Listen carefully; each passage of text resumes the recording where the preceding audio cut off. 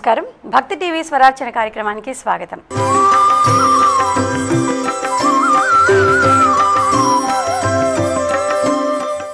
నిత్యం తమ ఆధ్యాత్మ భక్తి సంగీతంతో అందరినీ అలలారించేటువంటి ప్రముఖ గాయని గాయకుల స్వర అంతరంగాల ఆవిష్కరణే ఈ స్వరార్చన కార్యక్రమం. మరి ఈనాటి స్వరార్చన గావించడానికి సిద్ధంగా ఉన్నారు ప్రముఖ గాయకులు శ్రీ గంగాధర శాస్త్రి గారు.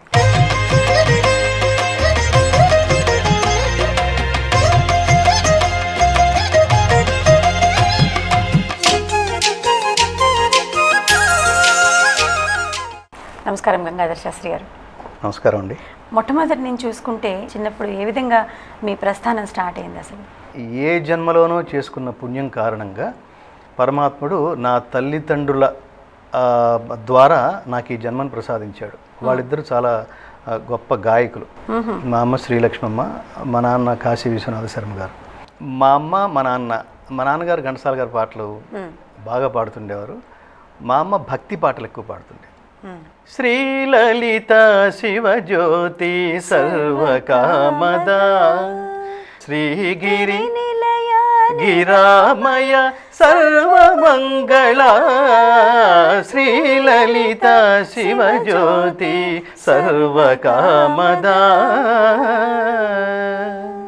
పాడుతున్నప్పుడు ఏదో తెలియని ఒక అత్యద్భుతమైన అనుభూతి. గీతలో ఇంకో గొప్ప శ్లోకం చెప్తాడు. కృపణుడు అనే పదానికి అర్థం అర్జునుడు ఉన్న ఒక స్థితిని చెప్తూ కృపణాహ ఫలహేతవ అంటాడు. అంటే కృపణుడు అంటే దీనుడు.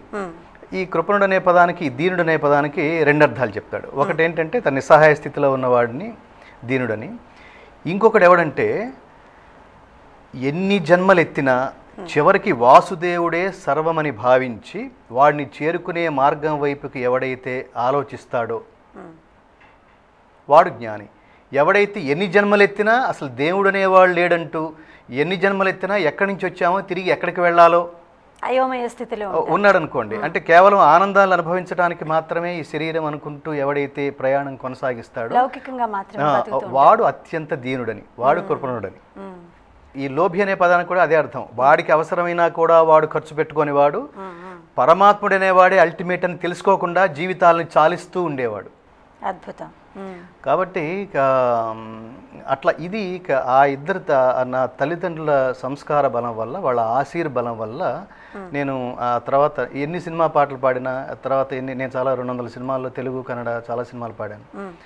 నేను హైదరాబాద్ వచ్చే నాటికి నా బాల్యం నుంచి ప్రారంభమైతే నేను డిగ్రీ వరకు మా ఊళ్ళో అవనగడ్డ, కృష్ణా జిల్లా విజయవాడ దగ్గర అవనగడ్డలో నేను చదువుకుని, ఆ చదువుకున్న రోజుల్లో 7th క్లాస్ నుంచి నేను ఆకుల వెంకటరత్నారావు గారని మా మాస్టర్ చేత గుర్తింపు పొంది ఆయనతో ఆశీస్సులు తీసుకుని ఆయన ద్వారా భగవద్గీత నేర్చుకుని, అలాగే కాలేజీల్లో బీజం అప్పుడే పడింది. భగవద్గీతకి బీజం ఇది చాలా చాలా గొప్ప ప్రశ్న. అంటే మనం ఊహించండి, ఇది నేను చేస్తున్నానని అంటాం కదా, నేను అనేది లేదండి.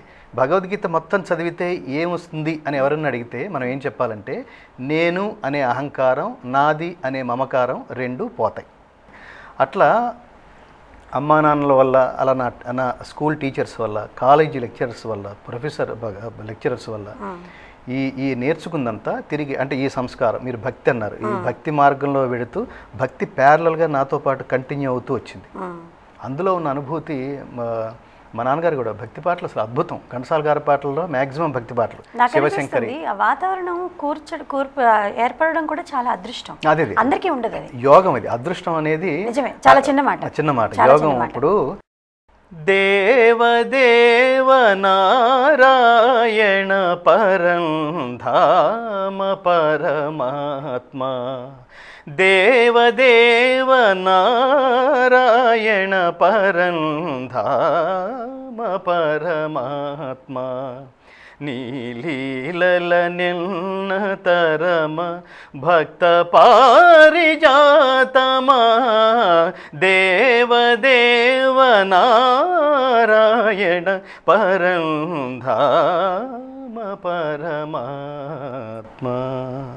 చిన్న చిన్న గమకాలు, మైన్యూట్ గమకాలు మా నాన్నగారి నుంచి నేర్చుకున్నాను, మా అమ్మ దగ్గర నుంచి నేర్చుకున్నాను. మీ నాన్నగారి గొంతు కూడా ఇలాగే ఉండేదా? ఇలాగే ఉండేది.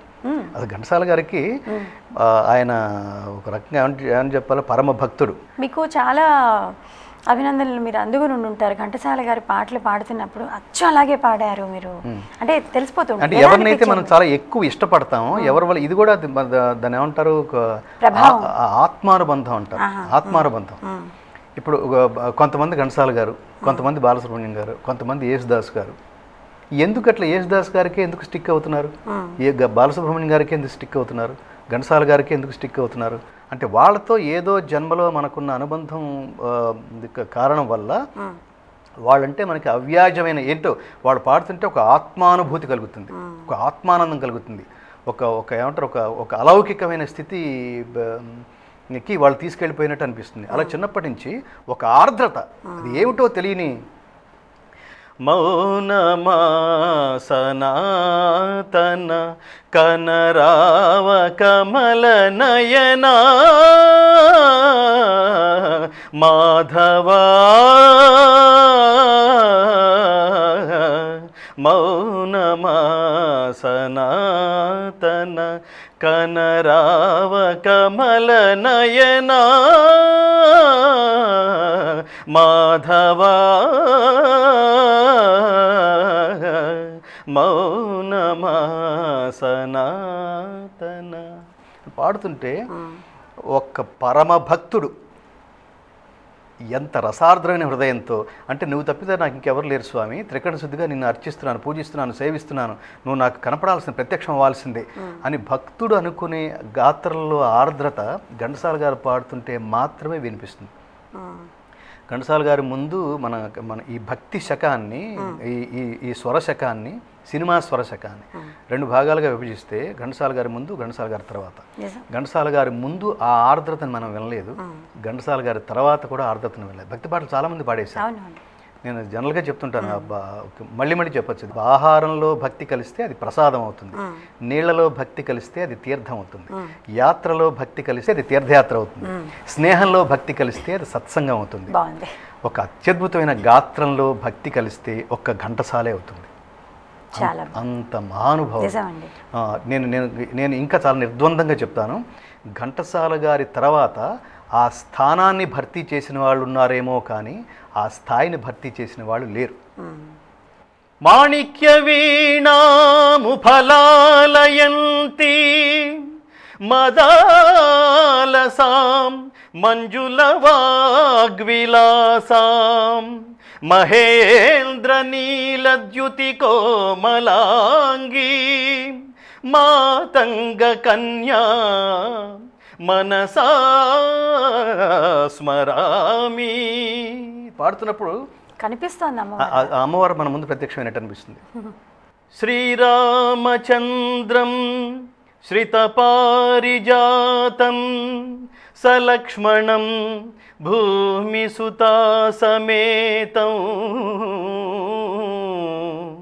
లోకాభిరామం రఘువంశసోమం రాజాధిరాజం శిరసా నమామి.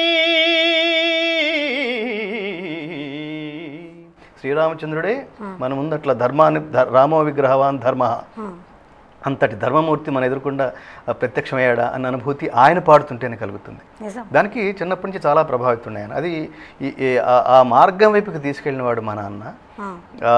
ఈ భక్తి మార్గం వైపుకి, భక్తి మార్గపు రుచి ఏమిటో చూపించింది నా తల్లి. సో వీళ్ళిద్దరు కారణంగా ఆ తర్వాత నా జీవితంలో చాలా భక్తి సంగీతం, నేను నా ఎక్కువ ప్రాక్టీస్ అంతా ఇంట్లో కంటే, ఇంట్లో ఎక్కువ పాటలు పాడే ఆ ప్రాక్టీస్ చేసే పని మీదే ఉంటే చదువంతా పాడైపోయి వీడు ఎటు కాకుండా అయిపోతాడనే భయంతో మా నాన్న ఎక్కువ పాటలకి అవకాశం ఇచ్చేవాడు కాదు.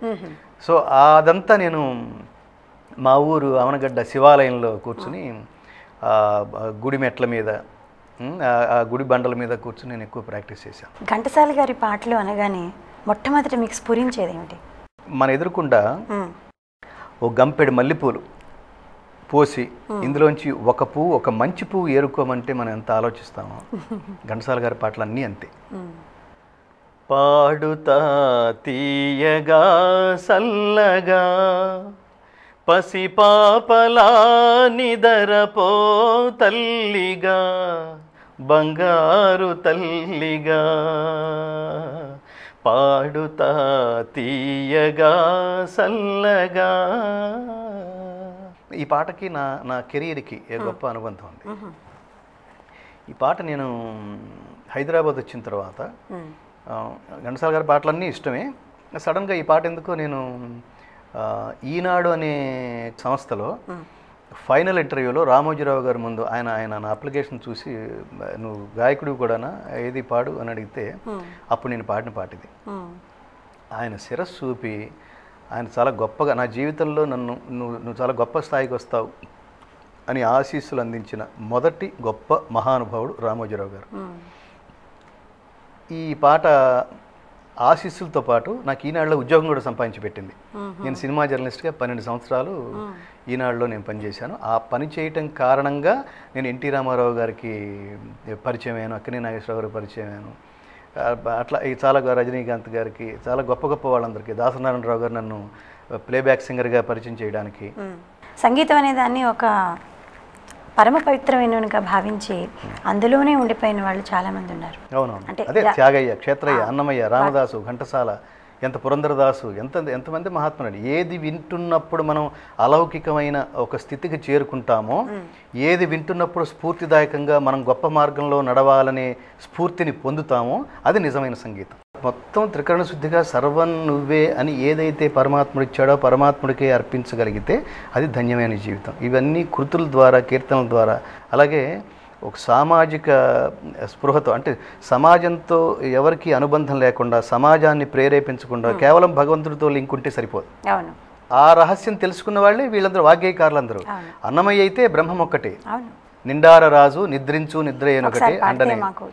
నిండార రాజు నిద్రించు నిద్రయునొకటే అండనే బంటు నిద్రాదియునొకటే. మెండైన బ్రాహ్మణుడు మెట్టు భూమి ఒకటే, చండాలుడుండేటి సరి భూమి ఒకటే. బ్రహ్మమొక్కటే పర బ్రహ్మమొక్కటే పర బ్రహ్మమొక్కటే పర బ్రహ్మమొక్కటే. అద్భుతమైన పాట. జనరల్గా మిగతా పాటలకి ఇలాంటి పాటలకి తేడా ఏంటంటే, భక్తికి తేడా ఏంటంటే, భక్తి అనేది సార్వజనీయమైన మార్గం. ఏది వింటున్నప్పుడు మనం అంటే సార్వజనీయం అన్నాం, అందరూ కూర్చుని విని ఆనందించగలిగే సబ్జెక్ట్ ఏదైతే ఉందో అది భక్తి. భక్తి అంటే వేరే అదేదో రిటైర్మెంట్ సబ్జెక్ట్ అని చాలామందికి ఒక అపోహ ఉంది. భగవద్గీత ఇది ఎప్పుడో ఇది 60 ఏళ్ళు దాటిన తర్వాత అసలు అది మనం పట్టుకుంటే ఏదో వైరాగ్య స్థితికి వెళ్ళిపోయి అసలు మొత్తం ఫ్యామిలీ కుటుంబాన్ని వదిలేసి ఎక్కడికో వెళ్ళిపోతామని. అది నిజం కాదు. అది నిజం కాదని మనకు చాలా స్పష్టంగా ఒకసారి భగవద్గీత ఎవరు చెప్పారు, ఎందుకు చెప్పారు, ఇవన్నీ మనం చూస్తే, చెప్పిన తర్వాత ఏం జరిగింది ఇవన్నీ పరిశీలిస్తే మనకు అర్థమైపోతుంది. నిత్యకృత్యం అసలు మనం అలవర్చుకోవాల్సినటువంటి, ఉదయం లేస్తూ వినదగింది. దాన్ని అసలు చాలా దురదృష్టవశాత్తు నేను మళ్ళీ మళ్ళీ మళ్ళీ మళ్ళీ చెప్తాను, అది భగవద్గీత మరణగీత కాదు, జీవన గీత. దాన్ని చనిపోయిన వాళ్ళకి రికార్డింగ్ క్యాసెట్ లాగా దయచేసి దాన్ని వినిపించొద్దు. చిన్నప్పటి నుంచే మా భగవద్గీత ఫౌండేషన్ ధ్యేయం కూడా భగవద్గీత నిత్యావసర వస్తువు, భగవద్గీత మతం కాదు జ్ఞానం, భగవద్గీత ఉత్తమ జీవన విధాన మార్గదర్శి, ఉన్నత వ్యక్తిత్వ వికాస గ్రంథం.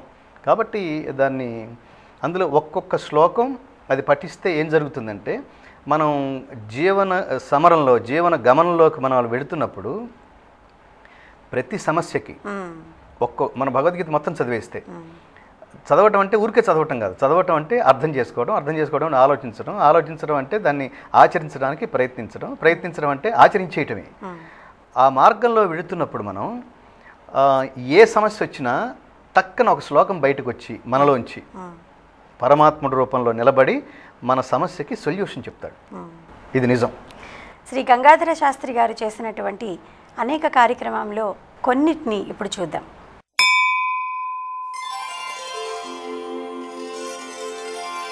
सर्वतः पाणिपादं तत् सर्वतोक्षिशिरोमुखम् सर्वतः श्रुतिमल्लोके सर्वमावृत्य तिष्ठति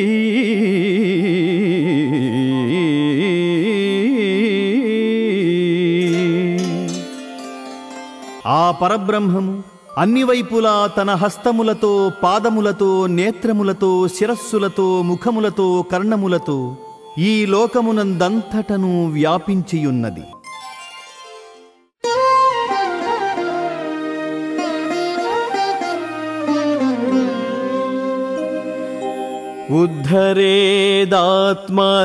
ఉద్ధరేదాత్మనాత్మానం నాత్మానమవసాదయేత్ ఆత్మైవ హ్యాత్మనో బంధుః ఆత్మైవ రిపురాత్మనః